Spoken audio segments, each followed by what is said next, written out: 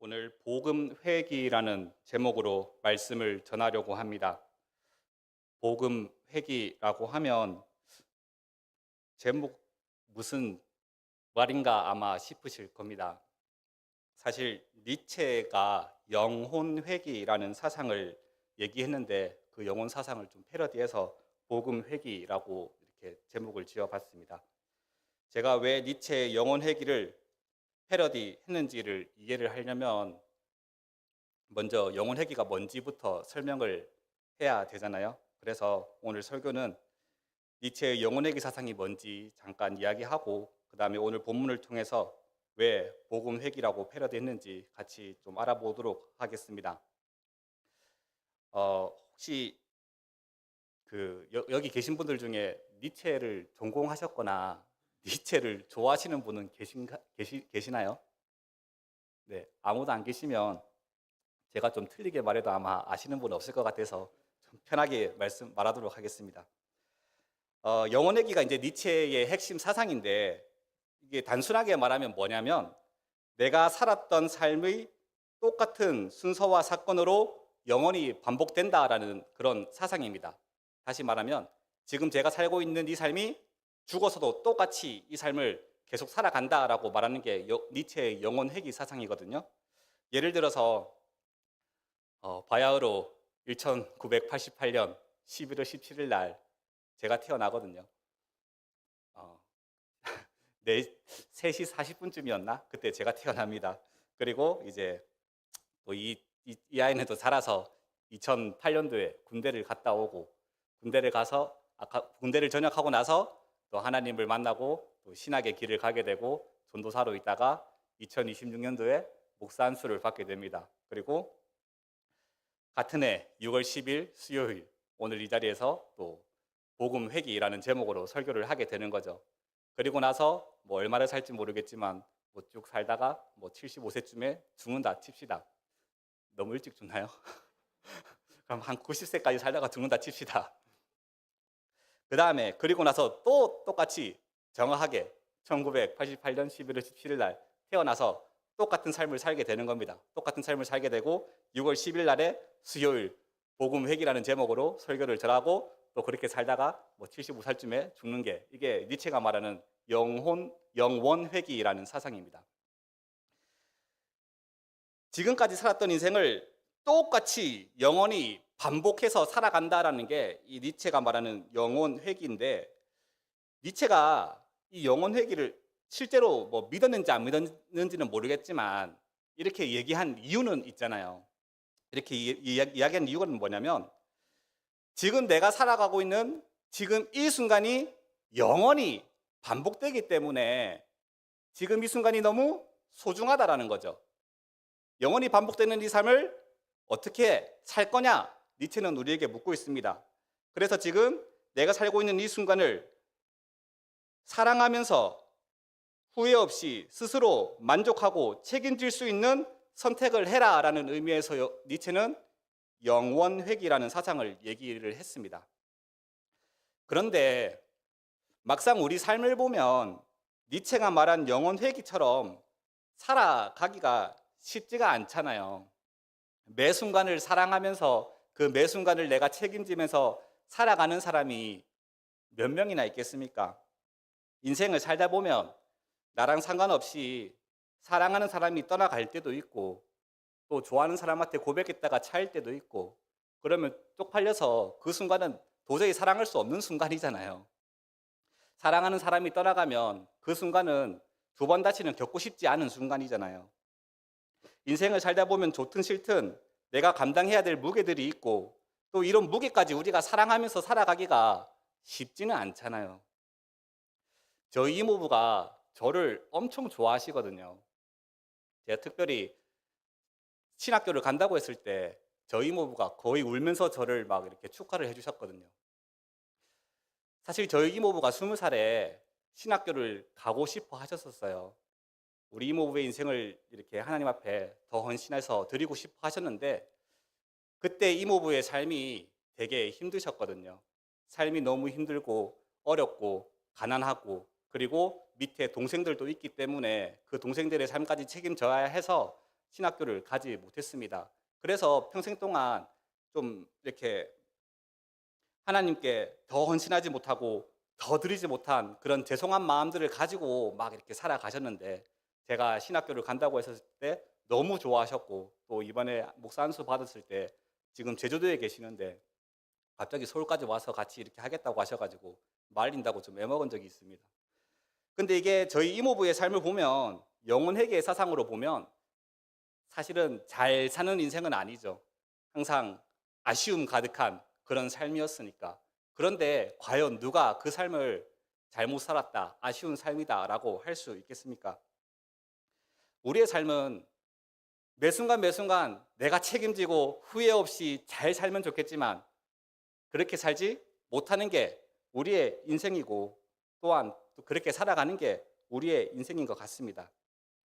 그럼 이제 제가 왜 오늘 설교 제목을 복음회기라고 붙였는지 오늘 말씀을 통해서 같이 한번 살펴봤으면 좋겠습니다. 오늘 본문 갈라디아서 1장 11절에서 24절에서 바울은 자신의 간증을 들려주고 있습니다. 왜 갑자기 자신의 인생 얘기를 꺼내냐면, 자기가 전한 복음이 도대체 어디에서 온 복음인지 복음의 기원을 밝히기 위해서 자신의 간증을 하고 있습니다. 다 아시겠지만 당시 갈라디아 교회에는 바울이 전한 복음을 흔드는 사람들이 있었습니다. 바울이 전한 게 진짜 복음이 맞냐? 어디서 주워 들은 거 아니냐? 다른 사람들에게서 듣고 이렇게 전해주는 거 아니냐? 이렇게 깎아내리고 있는 사람들이 있었던 거죠. 그래서 바울은 자신의 인생을 통째로 펼쳐 보이면서 한 가지 못 받고 있습니다. 그게 뭐냐면, 내가 전한 복음은 사람에게서 온 것이 아니다, 하나님에게서 왔다라는 것입니다. 그래서 먼저 11절을 보면 바울은 자신이 전한 복음이 사람의 뜻을 따라 된 것이 아니다라고 얘기합니다. 복음은 사람에게서 받은 것도 아니고 배운 것도 아니다라는 겁니다. 그러면 복음은 어디서 왔느냐? 12절에 오직 예수 그리스도의 계시로 말미암았다라고 얘기하고 있습니다. 여기서 예수 그리스도의 계시라는 말은 헬라어로, 이렇게 좀 어려운데, 아포칼리페오스 예수스 그리스토라는 헬라어입니다. 예수 그리스도의 계시라는 뜻인데, 이게 두 가지로 해석이 됩니다. 첫 번째로는 주격 소유격으로 해석이 되고, 두 번째로는 목적격 소유격으로 해석이 돼요. 쉽게 말해서 예수 그리스도의 계시가, 그 계시가 주체가 누구인지 이렇게 해석을 하면 주격 소유격이고, 예수 그리스도의 그 내용을 얘기를 하면 목적격 소유격으로 이렇게 해석이 되는데, 주격 소유격으로 해석하면 예수님이 계시하셨다라는 뜻이고요, 목적격으로 해석을 하면 예수 그리스도를 계시했다라는 뜻입니다. 그러니까 복음은 뭐냐면, 예수 그리스도가 예수 그리스도 자신을 계시한 사건이라는 거죠. 예수님이 자기 자신을 우리에게 나타내신 사건, 그게 바로 복음이라는 겁니다. 복음은 내가 책을 많이 읽어서 깨달은 지식도 아니고, 내가 똑똑한 사람한테 배워서 알게 된 어떤 정보도 아닙니다.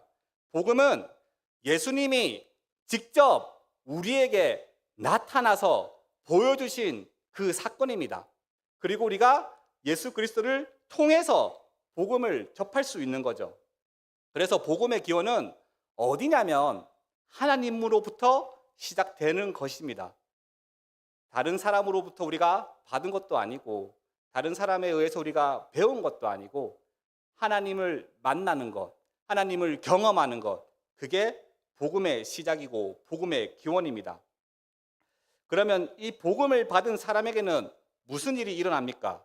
13절부터 바울은 자기의 이야기를 들려줍니다. 예수님을 만나기 전 바울은 어떤 사람이었습니까?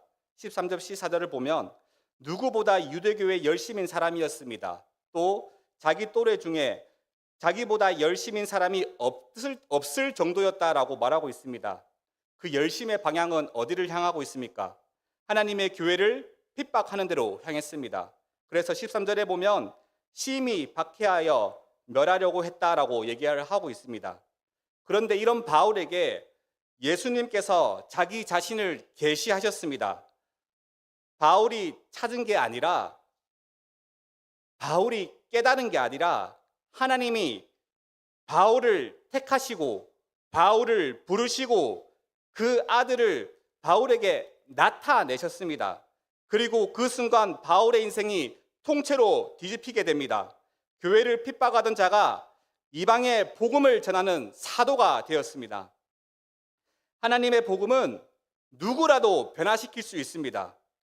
교회를 핍박하던 바울도 하나님의 복음이 그에게 임했을 때 변화되었습니다. 복음을 경험한 자들은 자신의 사명을 발견하게 됩니다. 바울은 예수 그리스도를 만났을 때 자신의 사명을 발견했고 평생을 그 사명에 붙들려 살아가게 되었습니다. 이것이 바로 복음의 능력입니다. 복음은 하나님으로부터 시작하였기에 복음을 경험한 자들은 변화를 받고 자신의 사명을 발견하고 그 사명에 붙들려 살아가게 되는 것입니다. 18절부터는 바울이 아주 구체적으로 자신의 이동 경로를 설명하고 있습니다. 왜 이렇게 자세히 이동 경로를 설명하냐면 자신이 전한 복음이 사람에게서 온 것이 아니라는 것을 끝까지 증명하기 위해서입니다. 바울은 예수님을 만난 후에 곧장 누군가를 찾아가서 배운 게 아닙니다. 먼저 아라비아로 갔다가 3년이 지난 후에 예루살렘으로 올라가 베드로를 만났는데 그것도 잠깐 15일 만났을 뿐입니다. 그리고 다른 사도 주의 형제 예수님의 동생 야고보 외에는 다른 사도를 보지 못했다라고 얘기를 하고 있습니다.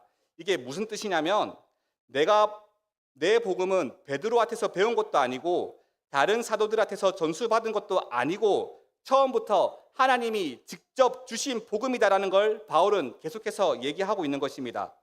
복음의 기원이 하나님이라는 걸 계속해서 바울은 강조하고 있는 것입니다. 이후 바울은 수리아와 길리기아 지방으로 가서 그 복음을 전합니다. 유대에 있는 교회들이 바울의 얼굴도 알지 못하지만 전에 우리를 박해했던 자가 이제 그 믿음을 전한다라는 소식을 듣게 됩니다.